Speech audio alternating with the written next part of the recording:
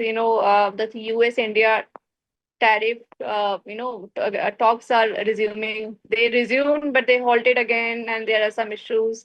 So, what are your views on this Indian dairy and agri sector opening door for US? Though it's not going to happen because the government is very deterrent. Government Yes, very strong yes. on that point. Right, yes, yes. Well, it is very difficult for India to open up these two critical sectors for the US because these are highly employment intensive sectors and a lot of welfare of our citizens depend on protecting these two sectors. On the other hand, in the US economy, these sectors have been receiving considerable support, both in terms of resources and policy from the US government. So we cannot expose our farmers to this kind of competition. And in fact, similar pressures will also be mounted on us from the European economies because they heavily subsidize these two sectors. In order to remain competitive, we have to protect these sectors, and it is very difficult for Indian policymakers open up these sectors for very heavy subsidized competition coming from developed countries. So it is really welfare of our citizens that is linked to these sectors, and therefore government is quite right in continuing to protect these sectors. Right, correct, sir. So, what could be the measures we can combat, if there means such 50% of heavy tariffs on India? Well, the 50% tariff is, we should consider it in terms of two of its components. That is the first 25% component, which is a reciprocal tariff, and the other 25% component, which is the penal tariff on account of the fact that India is importing crude oil from Russia. Now, the second component is more a political economic consideration. It has to be negotiated at that level because it is, in fact, quite unfair because there are many other countries that are importing from Russia, including European countries and the US itself. So that is something that has got to be worked out at a political level. On the first component of 25%, we have to really work on producing a trade profile which is Okay. better balanced between India and the US. Actually, US runs a large deficit and we run a large surplus, particularly on account of merchandise trade. That is, our merchandise exports to the US are much more than merchandise imports from there. On the other hand, our services trade is more or less balanced, slightly in our favor. So we have to assure them that it is not the commodity by commodity balancing that is needed. What is needed is an overall balance, which we can actually work towards by setting up a target, which is what the policymakers had actually indicated initially when the talks began, by saying that by 2030, we would reach a level of trade which is 500 billion between India and US, and that can be divided between 250 for merchandise trade and 250 for services trade.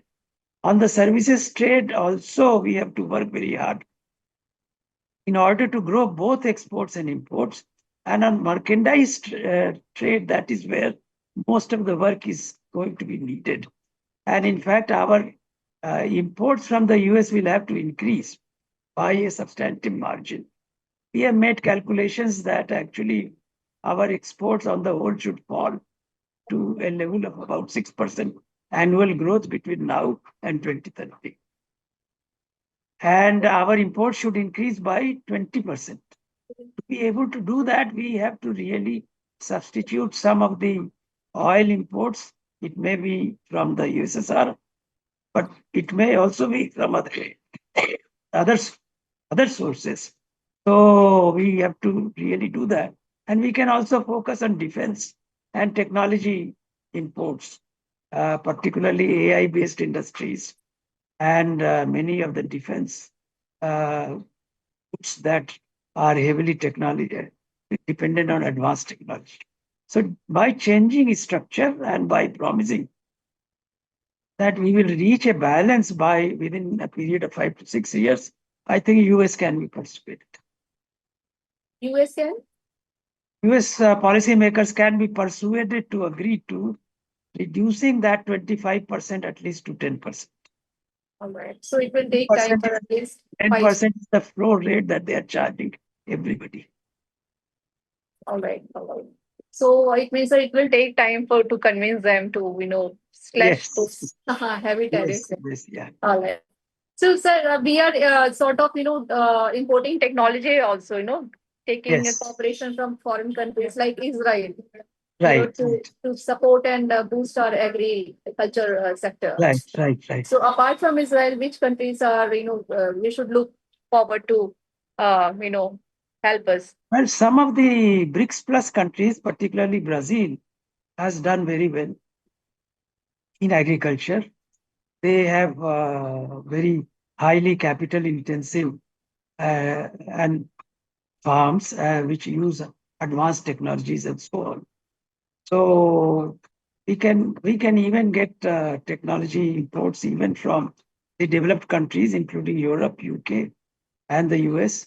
So agriculture in India actually does need a very substantive uplift in terms of advanced technology so that our farm productivity can increase and can eventually become competitive with the developed countries.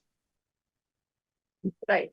So, how much, the growth is in the country right now, because our food production is at a bumper level and everything is, growing. So, how do you rate the growth now? Well, agricultural growth actually on average has uh, remained less than, comparatively less than the growth in industry and services. Services growth on average is about 7 to 8%. Industry growth is 6 to 7%. Agriculture is considered quite good if the average growth is 4% annual growth. Last year in 24-25, we had a growth rate of had a slightly lower than annual growth last year, which was 3.7%. But this second quarter, because of heavy monsoon and excess rainfall, we may see some shortfall in growth rate compared to its trend growth rate, particularly in the northern part of the country. Okay, because of the floods, basically. Yes. And how much can we expect in the fourth quarter? Because, after good monsoons, we can expect, the Rabi crop to be good. Yeah, we expect that we should have an average in the range of 3.5 to 4% for the year as a whole. All right. Okay. Sir, talking about the GST, the reforms have been declared very so, recently. And today in the morning, Shri Rasing Chauhan, the agriculture minister, said that GST reforms, benefits should be passed on to the end consumers, basically those who are, dealing with farm equipment, to the farm Yes, equipment consumers, the right, farmers. right. So he also gave the list of huge reductions on rotavators, other tillers. Right. So On that, what's actually, your the take on? GST reforms would have a substantively positive impact on agricultural sector, both from the side of production and from the side of consumption. Now, on the side of production, many of the agricultural machinery and tractors and parts thereof that were subjected earlier with a to a GST rate of 12% have now been subjected to 5%. And therefore, there would be a substantive improvement in terms of a reduction in costs for the agricultural producers. On the other hand, whatever farm output comes out to the market, it will now be subjected to lower rates. Most of the necessities, food items and related goods are all now being subjected to a tax rate only of 5%, whereas earlier it was 12% or 18%. So there is a very substantive impact on post-tax prices as far as agri products and particularly food items are concerned. So there will be two impacts. One is There is a price effect, and the other is that there would be an income effect. Price effect is direct in the sense that with lower prices, those people who had subsistence income would be able to at least completely meet their food requirements fully and maybe improve their consumption habits, improve the nutritional value of the food items that they are consuming. On the other hand, income effects would be generated because when you are able to satisfy your necessities at a lower price and you still have some income left because of lower overall tax revenues that are being given in the form of GST, then you would shift your consumption to consumer durables and comforts and luxuries. And therefore, those goods that are even taxed at a higher rate, even now at 18% or so, they will also witness some increase in demand. So there would be both direct and indirect effect, a production side effect and a consumption side effect on agri products. So do you suggest any policy reform for the growth of agriculture? Well, we have to introduce better and better technology all the time. And for that purpose, we have to, as we discussed earlier, we have to, if necessary, develop domestic technology within India, as also import agri technology from countries such as Israel that are very highly specialized to show high farm productivity. Right. All right. Thank you so much, sir. It was a great insight to us. Thank you for joining us. Thank you. Thank you very Thank much. Thank you.